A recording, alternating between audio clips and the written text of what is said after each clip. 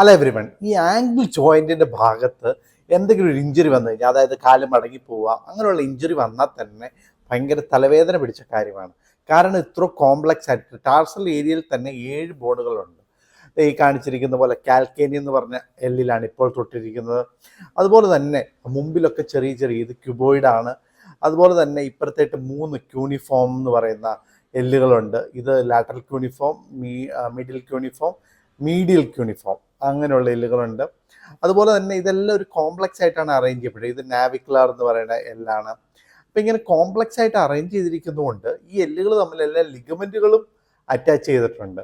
അപ്പോൾ ചെറിയൊരു ഇഞ്ചുറി വന്നാൽ തന്നെ ഏതെങ്കിലുമൊക്കെ പൊട്ടുവാനും പിന്നീട് വേദന പ്രസിസ്റ്റ് ചെയ്യാനൊക്കെയുള്ള വളരെ സാധ്യതയുണ്ട്. ഇതിപ്പോൾ ഈ മൂവ്മെൻറ്റ് നടക്കുന്നത് ആംഗിളിലാണ്, മുകളിലേക്കും താഴത്തേട്ടും. അതുപോലെ തന്നെ സബ്റ്റാലാർ എന്ന് പറയുന്ന ആ ജോയിന്റിലാണ് ഇങ്ങനെ അകത്തേട്ടും വെളിയിലേക്കുമുള്ള മൂവ്മെൻറ്റ് നടക്കുന്നത്.